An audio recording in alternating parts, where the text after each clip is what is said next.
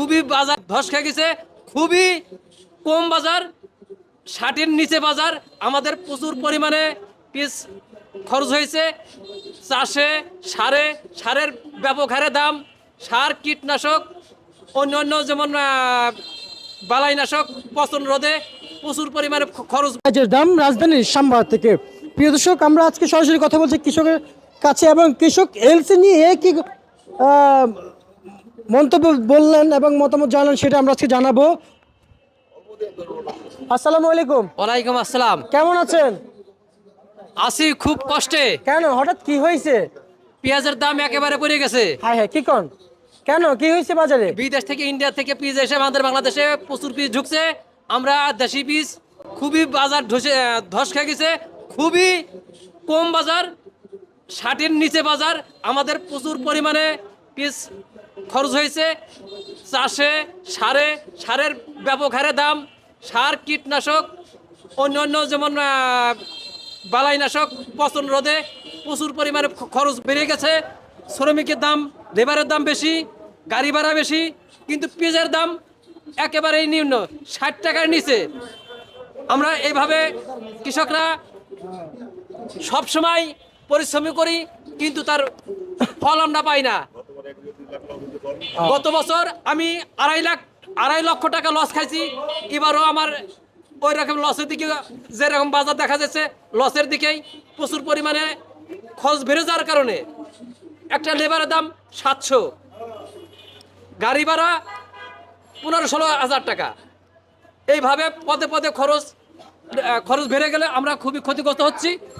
আমাদেরকে বিদেশে এলসিপি অবশ্যই আমদানি বাদ দিতে হবে। আচ্ছা, আপনাদের এই ক্ষতিটা করলো কেটা একটু জানাবেন। আচ্ছা, অন্য জায়গায় দেখা যায় খুচরা বাজারে পিসের দাম বেশি, কিন্তু আমরা আড়তে পিসের বাজার খুবই কম। এই জন্য আমরা খুবই হতাশা, ক্ষতিগ্রস্ত হচ্ছি। মানে শুধু পাইকারি মার্কেটে আপনাদের পেঁয়াজের দাম নাই?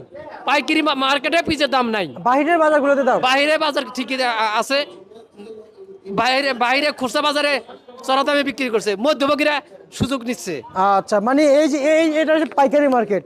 আর এই যে ঘর থেকে যে বের হলো, এই যে ভ্যান গাড়িতে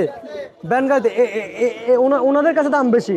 ওনাদের কাছে দাম বেশি, হ্যাঁ, কিন্তু আড়তদারের কাছে দাম বেশি নেই। আড়তদারের কাছে দাম বেশি নাই। তাহলে আড়তদারকে জরিমানা কেন করে ম্যাজিস্ট্রেট এসে একটু জানাবেন। আচ্ছা, সেটা তো আমরা পারি না, এটা পারে দেশের সরকার পারে। আমরা তো সব মুখ দিয়ে বললে হয় না, এটা করবে সরকার।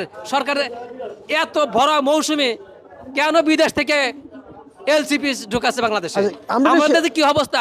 আমি এনজিও থেকে 3 লক্ষ টাকার লোন নিয়ে আমি পিজের আবাদ করছি।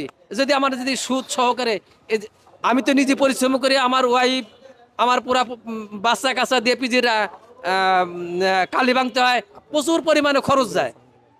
এই কারণে আমরা খুবই হতাশ। শুধু আমি একা না, আমার রাজবাড়ী জেলাধরি যত কৃষক আছে একই অবস্থা। আচ্ছা, আমরা একটু জানতে চাইবো, যেহেতু এই যে যারা আড়তদার আছেন ওনাদের তাহলে জরিমানাটা কেন করে সেটা আপনি যাতে বলতে পারছেন না। প্রিয় দর্শক, যেহেতু এখানে দাম কম, বাইরে বাজার বেশি, তাহলে আমরা একটু আড়তদারের সাথে একটু মতামতটা নিই যে আসলে কেন বা জরিমানা করে। আসসালামু আলাইকুম। ওয়ালাইকুম আসসালাম। কেমন আছেন? আলহামদুলিল্লাহ, ভালো আছি। একটু জানতে চাইবো, এই পাইকারি মার্কেটে নাকি দাম কম, এটা কৃষক বললো, কৃষক নিজে নাকি দেখে এসেছে খুচরা বাজার বেশি। অরিজিনাল কথা, আমাদের শ্যামবাজার 57 থেকে 60 টাকা স্পেস বিক্রি হয়েছে। জি। এটা আমি গতকাল 2 থেকে 3 জায়গা তাগাদায় গেছিলাম গতকাল রাত্রে। ওরা 90 থেকে 110 টাকা এক কেজি করে বিক্রি করতেছে। এটা অরিজিনাল কথাই। আমাদের শ্যামবাজার অনেক কম দামে বিক্রি হয়। যারা আপনার 1 কেজি, 2 কেজি, 5 কেজি বেছে, ওরা অনেক চড়া দামে মাল বিক্রি করে। কিন্তু তাহলে জরিমানাটা কেন করে আপনাদেরকে একটু জানাবেন। জরিমানা করে এখন, এই যে আমাদের তো দেশি পেঁয়াজির জন্য জরিমানা করে নাই, জরিমানা করছে এলসি পেঁয়াজির কারণে। এলসির পেঁয়াজি কাগজ কলমে পড়তা আছে 42 টাকা, 43 টাকা। এগুলো আমরা 60 টাকা, 65 টাকা, 70 টাকা বেশি, এই কারণে জরিমানা করছে। আসলে তো এই বাংলাদেশে একটা আইপি নিতে 3 লাখ 4 লাখ টাকা ঘুষ নিছে, কেউ পাইছে কেউ পায় নাই। ওই 3 লাখ টাকা খরচ বিয়ার করলি ভাড়া, 3 লাখ টাকা খরচ বিয়ার করলি মালের পড়তা পড়তেছে 60 টাকা। এখন আমাদের কাগজ কলমে যে এলসি পেপারে পড়তে আছে 42 টাকা থেকে 45 টাকা। আমরা 70 টাকা বেশি বা 65 টাকা বেশি, আপনারা এত ব্যবধানে কেন বিক্রি করেন? এই কারণে আমাদের জরিমানা করে। এই যে আপনি যে বললেন যে পড়তা হচ্ছে 42 থেকে 43 টাকা, বাড়তি যে টাকাটা এটা কি আড়তদার নিচ্ছে নাকি আমদানিকারক নিচ্ছে? আমদানিকারকও নিতেছে না, আরো নিতেছে। একটা আইপি নিতে পর্যাপ্ত পরিমাণে আগে ঘুষ নিছে, আচ্ছা আচ্ছা আর ঘুষ ছাড়া আইপি হয় নাই। আচ্ছা আচ্ছা, তার মানে এই টাকাটা সেই দিকে গেল। হ্যাঁ, তাই না? এখন আপনার 30 টনের আইপি যদি 2 লাখ টাকায় যাবে, ওখানে কত খরচ পড়লো? কেজি 10 টাকা, 3 লক্ষ টাকা নিছে 30 টনের আইপি নেওয়ার জন্য। এখন মনে করেন কেউ পাইছে আইপি, কেউ পায় নাই। তা 30 টনে যদি 3 লক্ষ টাকা, অনেক 10 টাকা কেজি ঘুষ পড়ে গেল, আচ্ছা আচ্ছা, 10 টাকা খরচ বাড়তি পড়লো। কাগজ কলমেও কিন্তু ওই 10 টাকা নেই।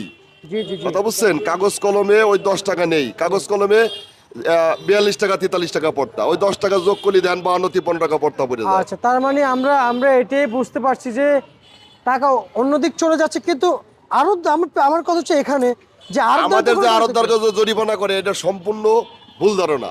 আমাদের কোনো দোষ নাই। আমাদের বাজার আজকে আমরা গতকাল বেশি 65-70 টাকা দেশি পেঁয়াজ বিক্রি করছি, কাস্টমারে নিয়ে গেছে।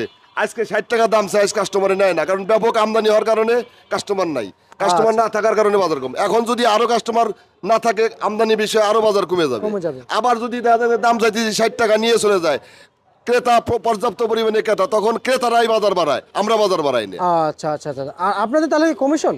আমাদের কমিশন, আচ্ছা। আমরা 100 টাকা কেজি বেচলি আমাদের 1 টাকা কমিশন, 30 টাকা কেজি বেচলে আমাদের 1 টাকা কমিশন।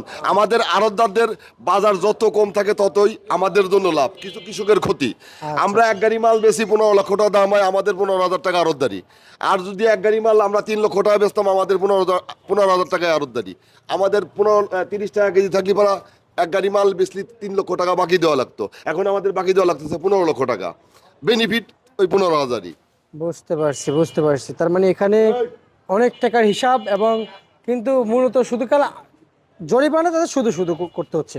জরিমানাটা তো আপনার এই কাগজ কলমে এলসির পড়তা কম, কিন্তু এর যেমন আপনার আপনার মিশর থেকে যত মাল আসে, এগুলো আন্ডার ছাড়া মনে করেন বাংলাদেশে কোনো মাল ঢুকে না। আপনি এলসি করলেন $200, আন্ডার দেওয়া লাগে $250, নাহলে মাল ঢুকে না। বুঝতে পারছি। আপনার এই সত্য কথাটা আসলে আমি বুঝতে পারছি, কয়েকজনে বলেছে আমাকে। আমি আপনাকে অসংখ্য ধন্যবাদ জানাচ্ছি আমাদেরকে সংবাদটা দেওয়ার জন্য। কৃষক এমনটি আরও কয়েকজন বলেছে, হয়তো আপনারা সংবাদ ক্রয় করে দেখলে অবশ্যই বুঝতে পারবেন। আমি আপনাকে ধন্যবাদ জানাচ্ছি। আপনি একজন কৃষক, কত বিঘা জমি আবাদ করেছেন? আমি 5 বিঘা বই আবাদ করছি। সারের কি অবস্থা? সারের দাম খুব বেশি, আমাদের রাজবাড়িতে আরো বেশি। সিন্ডিকেট সার পাওয়াই যায় না। যার দাম 1200 টাকা সরকার লেখে, তার দাম করে 1800 টাকা। আর যে সারের দাম ট্রিপল সুপার ফসফেট 1600, আজ ওর দাম 2900 টাকা। এভাবে ইউরিয়ার প্রতি কেজি 30 টাকা 32 টাকা, পটাশ 27-28 টাকা প্রতি কেজি। তারপরে আরও অন্যান্য সঙ্গে যেমন পচানের ওষুধ, কার্বনডিজিম, ম্যানকোজেব, সাইফারমক্সিলিন, এসব সপ্তাহে সপ্তাহে দিতে হয়, নাহলে পিস পুষে যায়। এই কারণে দিতেই হবে, নাহলে পিস গাছ নষ্ট হয়ে যাবে, প্রচুর পরিমাণ খরচ ভেঙে যায়।